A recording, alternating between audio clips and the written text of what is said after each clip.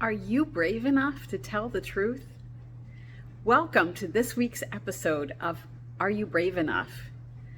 Where I step onto the other side of the camera this week and I'm sharing with you an interview that I did with Bridget Cook Birch about my new novel, Pursuing Truth, because telling the truth is really important. And what happens when the people in our lives aren't telling the truth, or maybe aren't telling the whole truth?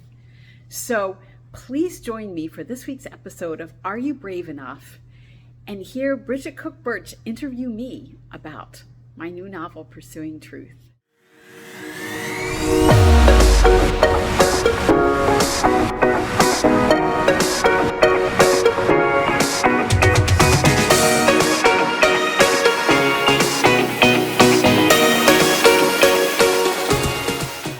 Hello, everyone. I'm Bridget Cook Birch, and I'm so excited to introduce you to Karen Ann Bulluck, who is the national best-selling author of Discovering Power, the first in the Ascending Ladders series. And today, Karen is here to tell you all about her second book in the series. So welcome, Karen. And we're so excited to know more about you, more about this book, and we're going to also discover how it was to write this incredible book that you've just been telling me about. So tell us about your book. Well, Bridget, I'm excited to be here with you today. The title of my book is Pursuing Truth. It delves into a combination of issues that leaders face in the workplace, as well as the personal relationships that can get awfully complicated in corporate situations. So let me tell you a little bit about Discovering Power before I get into the second book of the series. The first book kind of sets it up nicely because we get introduced to our heroine, Cheryl Simmons, and she is a corporate executive, and she learns all about discovering her power as she transitions through some serious layoffs in her company, some changes in management, and some things that are spilling over a little bit into her personal life. And so the first book concentrates on Cheryl and her story and really dives into who she is as a person and who she is as a leader, which is obviously the most important part of that. But the second book, we get both a corporate look into Cheryl's life, as well as a little bit more exploration of her personal life and the personal life of her husband. In Pursuing Truth, which is the second book of the series, Cheryl finds herself in the middle of an investigation at her office because one of her subordinates finds some potentially nefarious activity going on in the company. And Cheryl has to act on that. So she's dealing with a lot of potential deception, and she's got to find out the truth of what's going on at the office. In the meantime, her husband, their relationship has kind of gotten rocky, and she's not exactly sure why. So there's another area where she's pursuing truth because she's got to find out what's going on with her husband.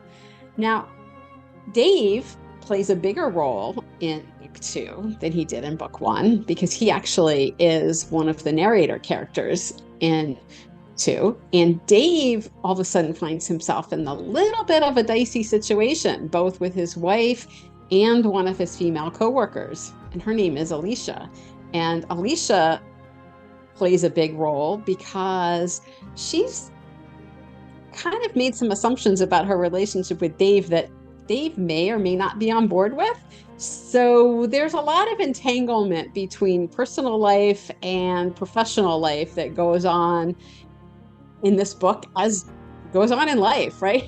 I mean, none of us leaves our corporate lives totally in corporate or our personal lives totally at home. So this book really explores both relationships within the workplace around the work, as well as relationships in the workplace around how, we make friends and how we interact with people, because our relationships aren't just business relationships all the time. We make friends at work. Wow, that's so beautiful, Karen. And you know what I love is how you take actual situations in ethics, in leadership, in servant leadership, in a number of different avenues that we face in real life, and you incorporate this into such succulent books. Like your character interactions are really beautifully delicious. I would love to know, tell us a little bit about your background so that we have an understanding of where the inspiration for some of these stories came from and how you're seeing this actually evolve in the workplace today. Well, Bridget, I spent 30 years in corporate. I was an executive vice president and member of the board of directors for my company at the time I left corporate and decided to pursue other interests like writing and like coaching people and helping people take more risks in their life. And a lot of my books kind of talk about characters that are needing to take risks. And one of the things that I'm really finding, both in my corporate experience and even in current corporate experiences and with entrepreneurs, to be honest with you, is people really struggling to take the risks that they need to take. And some of that is around the corporate environments and the way corporate tries to put us in boxes. And I think comes out in the novels that I'm writing is how people navigate the boxes and the roles that they play in corporations. We tend to follow the norms and the cultures of our companies, right? And that doesn't always work because they can sometimes conflict with our own cultures and our own personal values. And that's one of the things that I really love to dive into in the novels, because I see it so often in corporate environments today, yesterday, all the time, right? Because we always have this, here's the organization's values and culture, and here's our own personal values and our own personal integrity. And as we navigate our relationships within companies and outside of them, then those things sometimes come into conflict. And I see that so often with people today. And I love to explore that in relationships, in my books, and with my clients. I love that. So who would you say that you're reaching with this book? Well, it's been interesting to see the feedback that I've gotten from Discovering Power and the people I've reached there, because there's been a variety of people. First of all, I've had people in corporations that have reached out to me and said, wow, this really helped me because I'm in a situation where I'm facing layoffs, or I'm a leader who is having to do layoffs. I've been in some of these situations, and this book gave me a different perspective on them. So I've had that, which has been really awesome. I've also had a lot of feedback from people that are not in corporations who are really interested in, wow, does this stuff really go on in corporations? I had no idea because I haven't had any experiences with that. But also, you know, the values of a leader and the way leaders show up in the world impacts me as an entrepreneur, or impacts me in my daily, day-to-day charity work or whatever else they're doing. So it's really interesting to see how the leadership lessons that were in Discovering Power impacted people from all different kinds of businesses, not just people in big corporations. And I think Pursuing Truth is going to do the same thing, because there's a lot about personal relationships in it, which of course are applicable across the board. And the lessons from and the things we dive into from the corporate world are also applicable in all different aspects of our lives as well. So at the end of the day, we're talking about people, we're talking about leadership, and we're talking about living in integrity. And I think that's a universal appeal. I think so too, and a universal struggle sometimes. Like you mentioned, the dichotomy sometimes between the corporate culture and our personal values, and how that those dynamics come into play. So what was the impetus and the brainchild of this book? Because when you finished Discovering Power, you knew you were not done, that there were other intricacies and other issues, or deeper issues, that you knew you really wanted to be able to explore. So tell us a little bit about that. Where'd that come from? Well, at the end of Discovering Power, Cheryl's relationship with her husband was a little unresolved. And I wanted to resolve that both for myself and for my readers.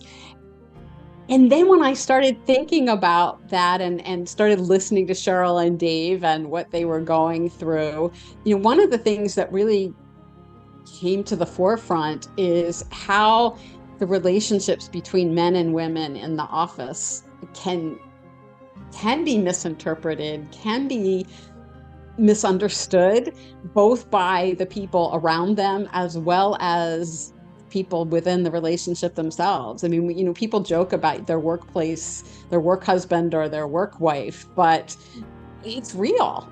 Those things they're very real.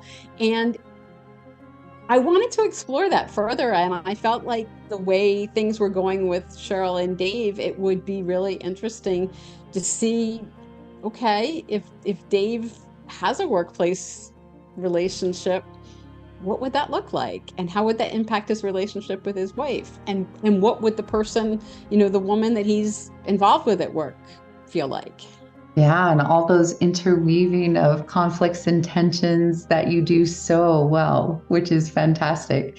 This is such a good read. So I'd love to ask you, in writing this, tell us a short piece of one of your favorite scenes. Like, what's a piece that you just absolutely love because perhaps there's tension or, nothing too close to the end of the book, but somewhere that was exciting and inspiring for you to write? One of the most fun pieces of it, without giving away the story, is Dave's interaction with his friend Robert at work. Because as a character, I don't know where Robert came from, but he is so much fun. And he kind of chides Dave. He's kind of always poking at him and kind of pointing out in a humorous way where Dave is going astray. So Robert's trying a little bit to keep Dave on the straight and narrow. And the interaction between the two of them throughout the book is really fun. I particularly like it, at the beginning where Robert is giving Dave all these warnings and Dave is like, you don't know what you're talking about. Until he does. Until he does. Yeah, until he does. Absolutely. So this is really fun because, one of the things that, you are a very creative fictional writer. So here you have all this business acumen and all of the breadth of experiences and all of the clients too, with their stories that tell you things.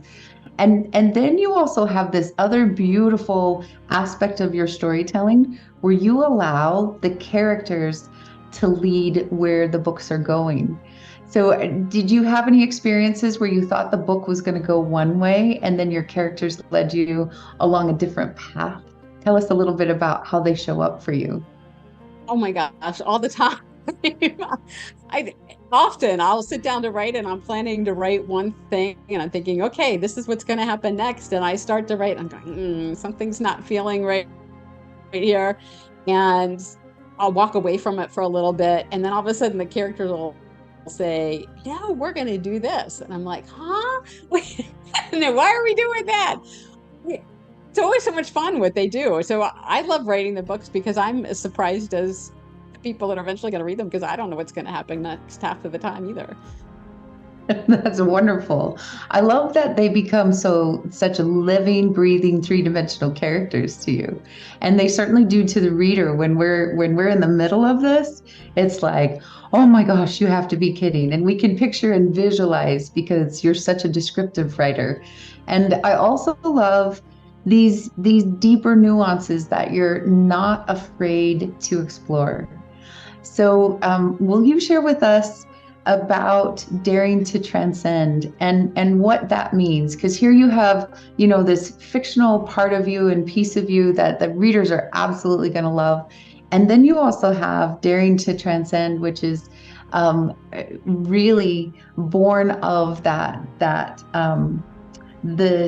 incredibleness of you responding to deep needs in corporate life and in business life for entrepreneurs as well as as those who are deeply enmeshed in other people's businesses. So tell us a little bit about that, and if there are any, not strings, but threads that kind of weave their way through this. Of course, there are strings that weave through it because everything always weaves together. It's so funny in our lives how that happens. So daring to transcend. Let me start with the word transcend because it's kind of a big word at times, and it means to rise above. And rising above, surpassing the norms, exceeding limitations, going beyond what is the normal human experience. And I added the phrase daring to the front of it because it's an area where a lot of people are afraid to go, to really stretch their limits, to really take big risks, to really get outside their comfort zones. And so daring to transcend is all about helping women leaders, whether they're in corporate or in their own businesses, identify where they're holding themselves back, figure out the things that are stopping them from really taking the big risks they need to take to live extraordinary lives and to have extraordinary careers and make impact and the contribution to the world that they're really here to make. And it shows up in my books because my characters, particularly Cheryl, but some of the other characters in there are growing towards that, are really looking to go beyond just what's normal. They're looking to go beyond the day-to-day drudgery, if that's the right word. I'm not sure that's the right word, but they want to live extraordinary lives. Cheryl in particular, she's the leader in that, but I think the other characters can be inspired by her. And so I'm inspired by Cheryl, and my clients are inspired by Cheryl. And I want people to be inspired to take those big risks, not recklessly. And there's a difference between risky and reckless that I always talk about. I'm not talking about being reckless, but taking those risks in a healthy, expansive way in order to make a bigger impact. Oh, I think that's beautiful. It's one thing that I absolutely love about you, and I love about your characters, because we've seen the statistics where 80% of the working population are the walking dead. Like, they're not happy in their lives. They're not happy in their business life, in their positions, in their situations and circumstance. If you only have 20% of people who are blissfully happy in what they do, it makes us recognize that there's a pattern out there of living well beneath our potential. And so for you to have both a coaching practice and speaking practice, as well as these incredible stories filled with, do I take this risk? Do I not? And what happens when I do? And then for the resolutions and the other things to come into play. And I also love that you have twists and turns, the things that we're not expecting. Book 2 is an adventure all on its own, and it is a beautiful standalone book. I also love that it's very different from book 1, but they coalesce so nicely in terms of the characters themselves and the journeys that they're on. But I love that the twists and turns are different. I love that the risks are greater because she's already discovered her power, and now there's some greater risks on her shoulders and on her team and other things. And so way to up the ante, as I like to say, and to have more at stake for your characters even. So just a fantastic way for us to go on a journey with you, and for women leaders to go on a journey within ourselves and to discover more of what could be possible by learning from someone else's story. So thank you for the beauty and the gift of this. What would you really love readers to know about this book? Well, as you say, it really takes a lot of twists and turns. The characters came so to life for me, and the way they told their stories, really, because I felt like I was just a conduit of them telling their stories, were so powerful and so intriguing. They intrigued me. I really fell in love with all of them, and I expected not to really like particularly Alicia. I was expecting not to like her as a character, but I ended up really falling in love with her, and in a very different way. So each of the characters has their own unique qualities that we can relate to on a different level. Cheryl has some qualities that I love and I can relate to, and so does Alicia, and so does Dave, as well as, the supporting characters in the book.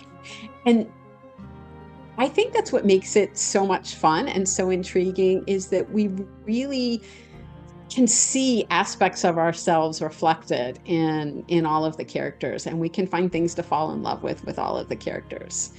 And like I said, I was so surprised about falling in love with Alicia, because I really didn't expect to when I first started hearing her character. But I fell in love with her so much that she's going to be another big character in book 3. So I love knowing and hearing that. That just tickles me, makes my heart sing, because she is a very multidimensional character. She's really, really delicious to follow in this book, and to crawl inside her mind as you're able to let us do, and see some things. So that is wonderful. Can you give us a little indication of what is next with her? Well, she makes a big move in book 2 from California to New Jersey. I'll give that little piece of it away. And then all of a sudden she's got to deal with the consequences of her move. So that's one of the things that she's going to be dealing with in book 3 is, oh my gosh, now I'm in New Jersey. What am I going to do? Because it's a lot different than California. Most definitely. Well, I love that. Just knowing that, because the readers, once they read this book, they're going to want to find out more. So fantastic. I would love to know, how can readers get in touch with you, and what's the invitation that you have for them? Readers can get in touch with me most easily on LinkedIn. That's my social media platform of choice. So just Karen Ann Bulluck on LinkedIn. And I have a weekly newsletter on LinkedIn, plus lots of posts about risk-taking and about women's leadership. So I love to talk about those things, and creativity, right? So risk-taking and creativity are sort of my 2 main topics I talk about, although I weave in other things so it doesn't get boring. They can also connect with me on my website, daringtotranscend.com. You can sign up for my newsletter there also. Plus you get little extra bonuses from the newsletter that you get on my website than on LinkedIn. And you can learn more about me. You can sign up for the waiting list for book 2. You can take a look at buying book 1 and follow along as the Ascending Ladder series develops, which is really fun and exciting. I'm working on book 3 now, and it's awesome. I'm really enjoying it. I can't wait to see where it's gonna go either. So if you want to follow along with the development of that story, as well as all the other stuff that I'm working with, you can sign up for that on my website, daringtotranscend.com.